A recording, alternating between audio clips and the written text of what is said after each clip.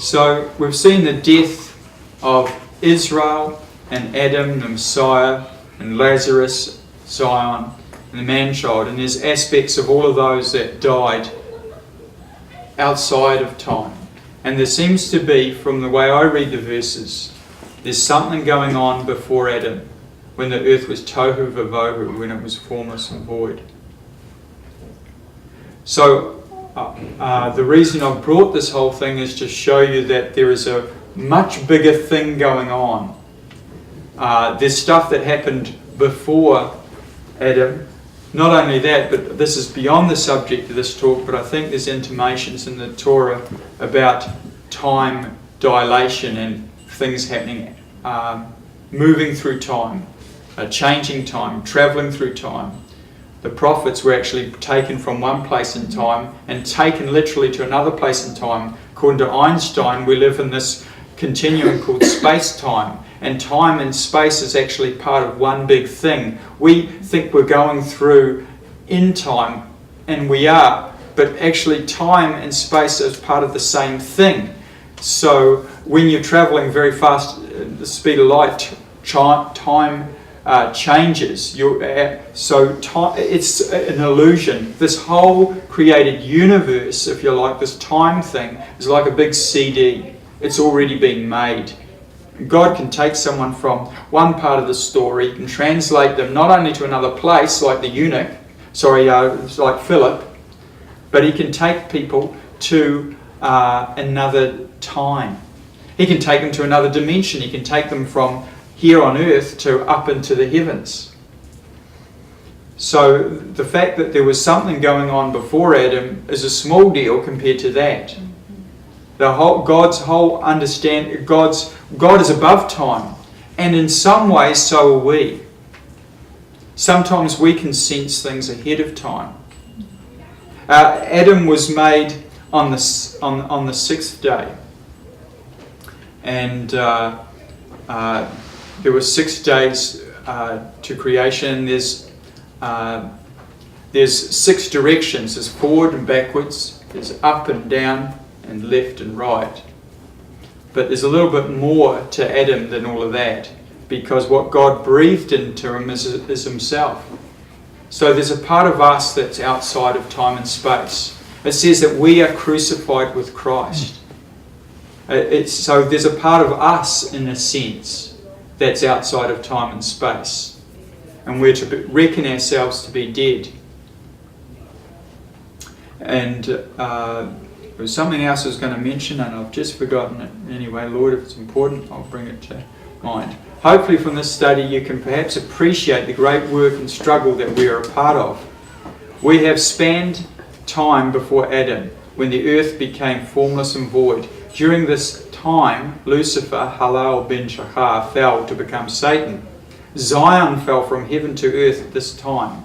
Then we had the slaying of all the house of Israel. That's in the Valley of Dry Bones. They were slain. They didn't die of natural causes. And then the Lamb was slain before the foundation of the world.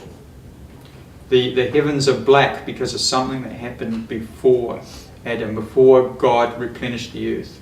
At some stage in the future, this knowledge of prehistory will be important because it is written in the Bible for a purpose. God is not just telling us stuff so that Rory can have a little talk about something in the end of time, about something that sounds all very interesting. He's actually put it there for a reason. And the end times may be about time and time dilation and things that we may need to know what happened in the past in order to perhaps comprehend some of the things that are happening right then and there.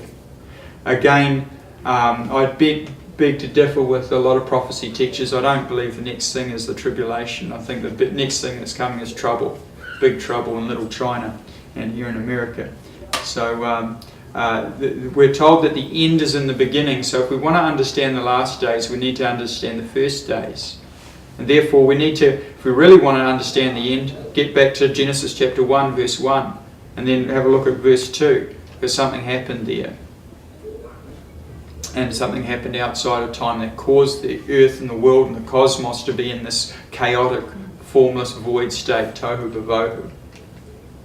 The Sabbath is the only commandment of the 10 that is about time. As we move forward to the beginning, we see a restoration of all things. This is far more than just a restoration of Israel and Zion as we know it today. We're going to come to a time when God's going to, at some stage, restore the lost tribes back to the land. That's going to be a big deal, but that's only the beginning.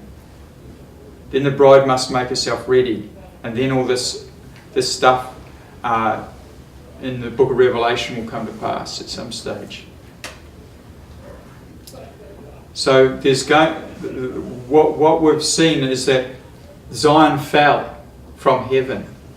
She is shining with the sun, standing on the moon in Revelation 12. She can't be touched by the dragon. So this is good news. He can get the remnant of his seed, but he can't get her child and he can't get her. So believing Israel was cast out into the wilderness, but she's all right.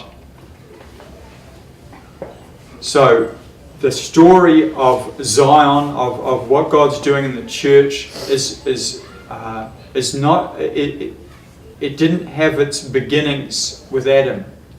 It had its beginnings before Adam.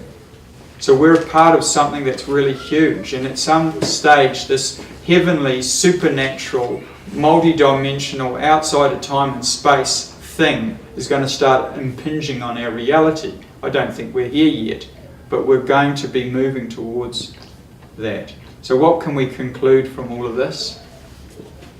God is big. Big. And I didn't know how else to put it, because I could put a whole lot of things together. But for me, it just goes, all I can say is, my God, how great thou art. You know, Father, you've got everything under control. There's so much that I didn't know. And now that you've shown me some more stuff that I didn't know, I've got a whole lot more questions. We're going to need to know some of this stuff. If anything that I've said, if there's any shadow of truth to it, there will come a time when it will be not just interesting to know, it'll be vital. Because he hasn't put the fall of Zion in there for just to titillate us. But for now, all I can conclude is God is big. Thanks.